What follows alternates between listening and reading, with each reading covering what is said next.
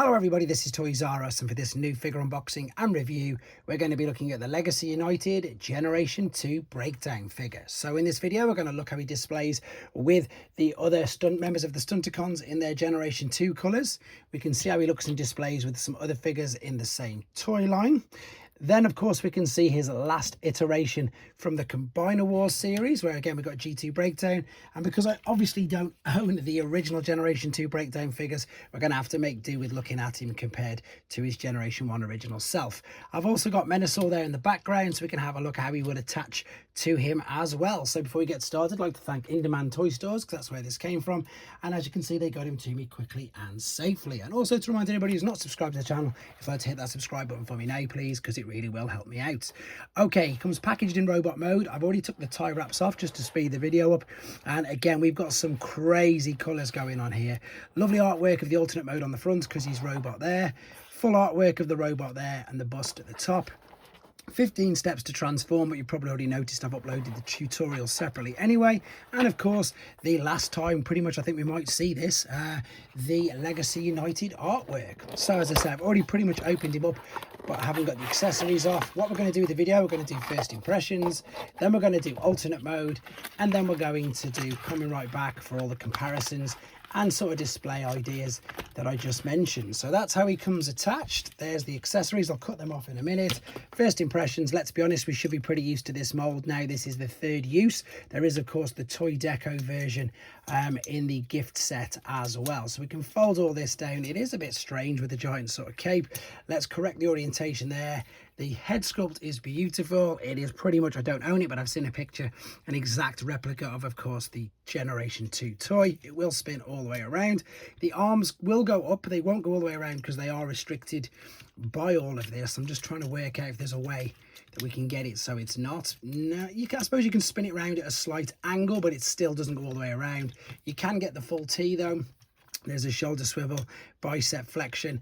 Unfortunately, I know people don't like that, but so I've got to point it out. There is gaps in the forearms, which means the wrists won't spin because they'll just tuck into there.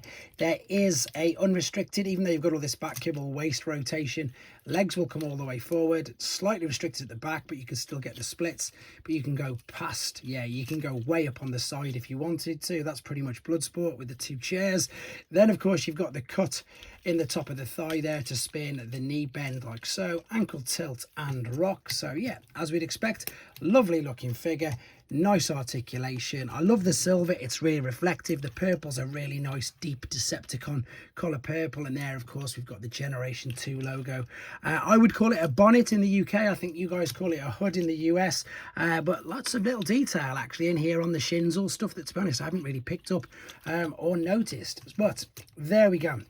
Let's get him in his alternate mode and see how he looks like that. Okay, then we're back, and as you can see, he's in his alternate mode, which, to be honest, does look a little bare. It's crazy what sort of a difference a spoiler can make to a figure. So, of course, don't forget that all the accessories are all wrapped up in this tissue paper at the back of the holding cardboard. And yes, it is interesting that they're still only using Autobot paper, even though this is a Decepticon. I'll be completely honest, it's something that I didn't even notice. It was something a subscriber picked up on. So yeah, it is interesting. I wonder if they'll ever actually change that. So what we should have in here is the spoiler and indeed his gun.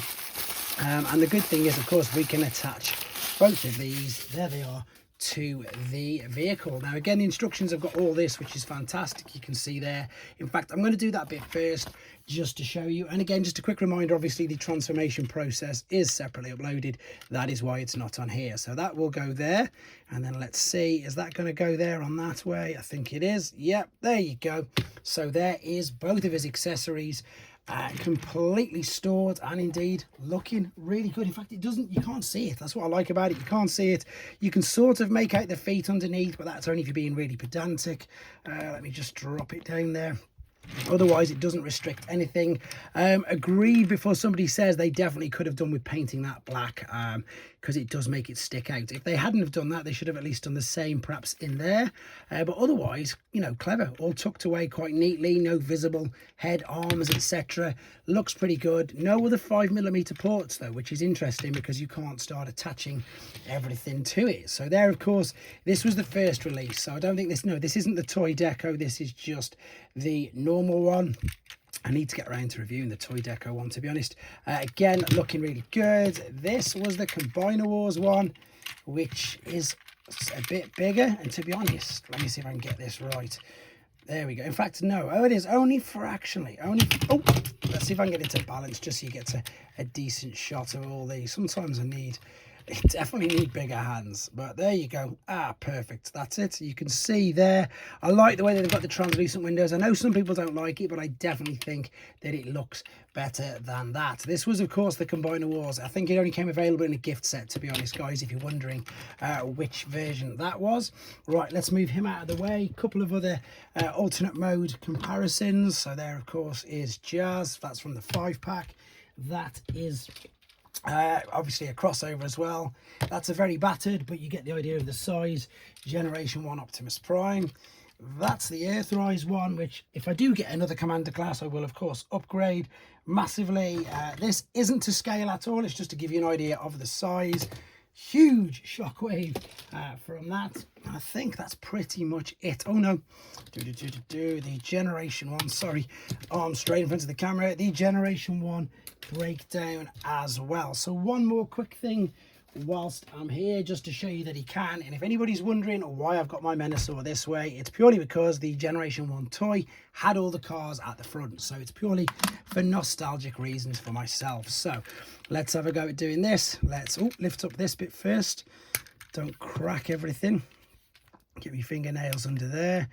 There we go. And that should be it. So what we're looking for here is holes, and yeah, you can see them underneath. Let's get this to balance.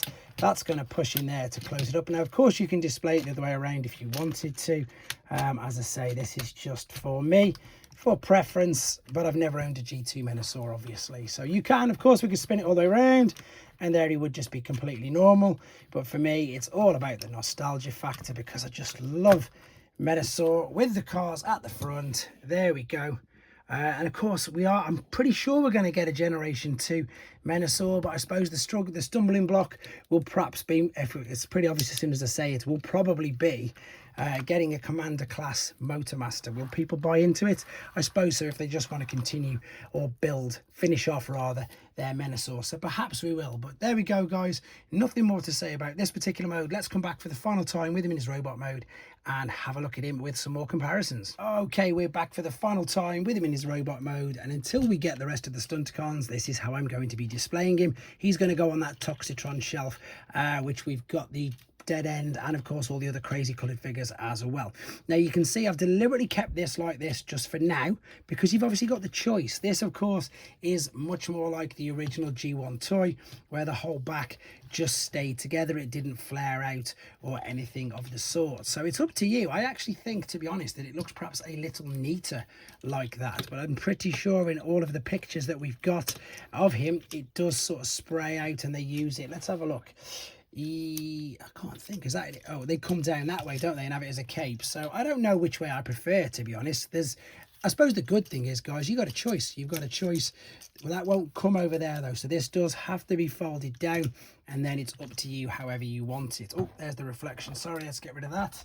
Now again, this I suppose is just a good use of a spoiler. It's a rather strange, I'm going to call it a boomerang. I'm not sure what they would call I'm not sure what they called it in the first time, I can't remember, but I'm going straight away with the fact that it's a boomerang, and for me, as I say, it looks exactly like that. Right, let's get the other breakdowns in and see what they look like. Right, then let's start off with the mold mate. Again, this is pretty much exactly the same apart from the head sculpt, so you can see even the details on the actual molds are the same, so they will look pretty similar. This guy, I can't believe, do I say bad? Maybe I do say bad, or I suppose let's just be positive how much of an improvement the Combiner Wars molds they have made on them. As I say, I remember these being good, I remember enjoying them, having fun, etc. But these are in a completely different league, guys. Honestly, absolutely different league. There's so much kibble going on with this and all the big gaps, etc.